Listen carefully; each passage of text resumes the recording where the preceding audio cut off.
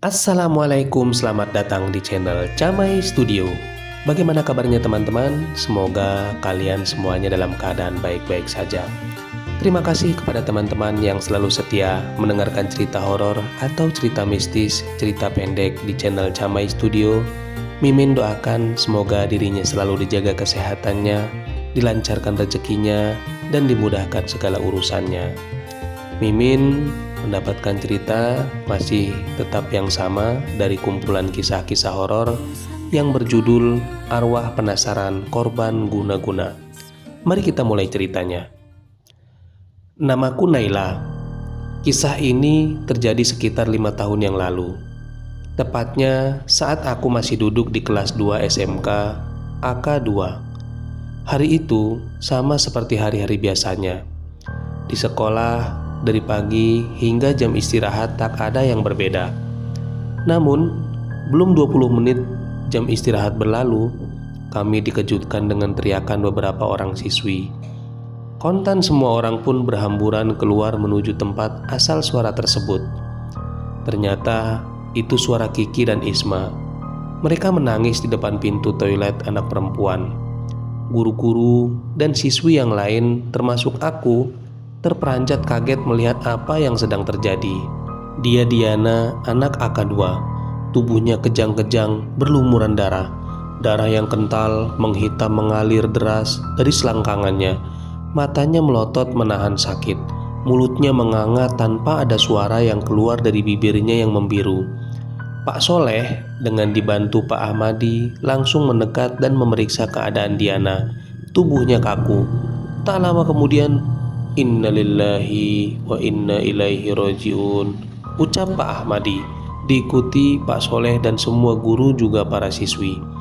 "Ambulannya sudah datang, Pak," ucap Dayat, teman sekelas Diana, dan disusul beberapa tim medis yang membawa tandu. "Awas, awas, awas, beri jalan sedikit," seru Bu Mai. "Ayo, dibantu angkat ke tandu. Dayat dan kamu Siti, tolong hubungi orang tua Diana. Ceritakan soal kejadian ini. Bapak tunggu di rumah sakit bersama Pak Kepala Sekolah," ucap Pak Soleh memberi perintah. "Baik Pak, siap," jawab Dayat, disertai anggukan Siti tanda mengerti. "Ayo cepat sana," lanjut Pak Soleh.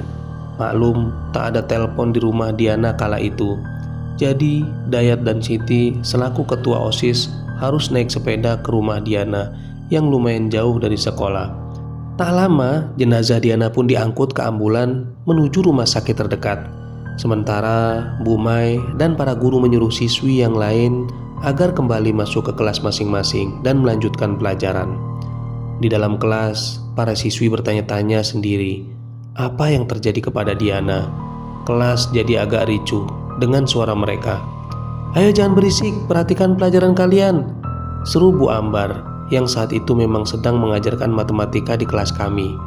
Anak-anak pun langsung diam, walaupun masih ada beberapa siswi yang masih berbisik-bisik. 2 hari berselang, gosip tentang meninggalnya Diana mulai berkembang. Entah siapa yang memulainya.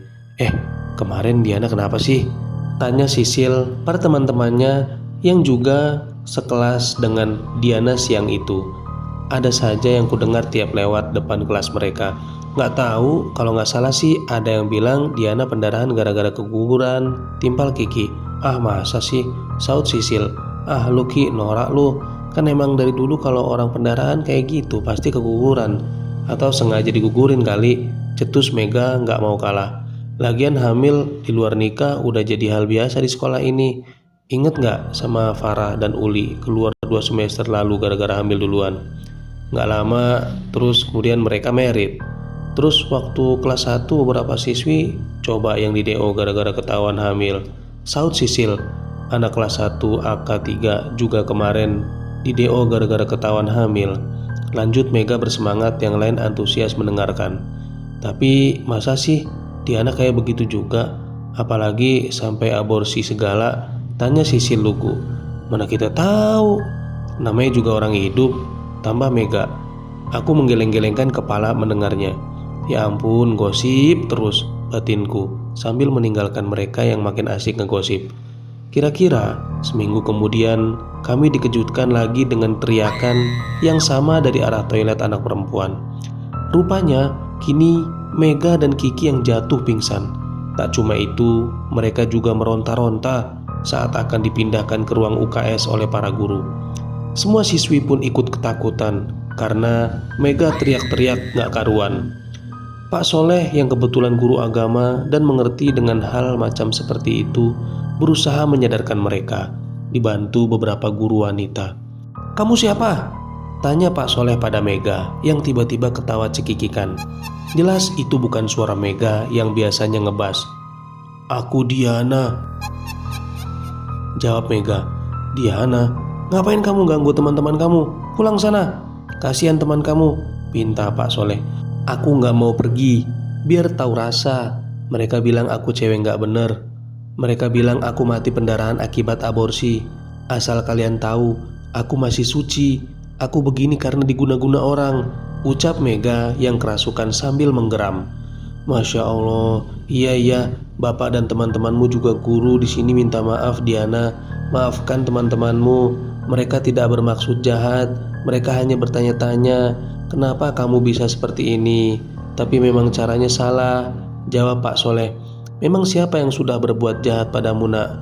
Sampai kamu harus kayak gini," sambung Pak Soleh. Dia laki-laki dari kampung ayahku di Jawa Timur sana. Aku tolak cintanya," jawab Diana. "Aku maki-maki dia karena sudah bertindak tidak senonoh padaku. Rupanya dia dendam, dia guna-gunai aku, dia bunuh aku," sambungnya.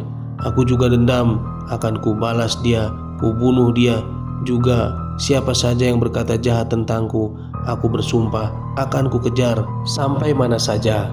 Begitupun sampai detik ini, aku juga tak akan tenang sebelum dendamku terbalaskan," ucap Diana menggeram. "Sudahlah nak, kami di sini mengerti akan sakit hatimu, tapi dendam itu tidak baik. Pulanglah, maafkan Mega dan Kiki.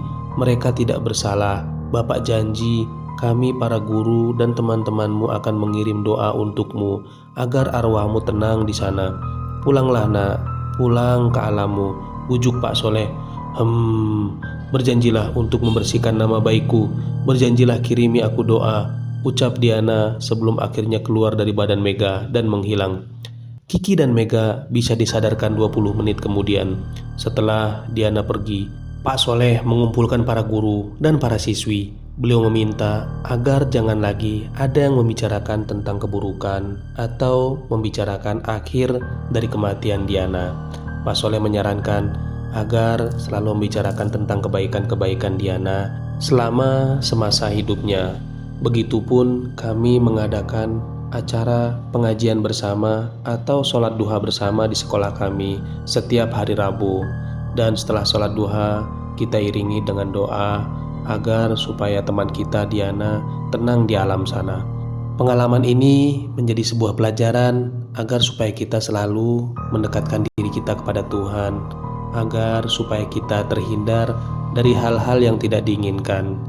Menurutku ini sih sangat keterlaluan. Cinta ditolak, dukun bertindak, akhirnya menyebabkan hilang nyawa seseorang.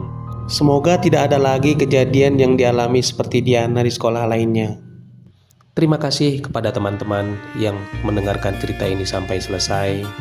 Dan yang baru bergabung, jangan lupa like, subscribe, dan share, serta meninggalkan komentarnya agar tidak tertinggal video terbaru. Sekian dari saya. Wassalamualaikum warahmatullahi wabarakatuh.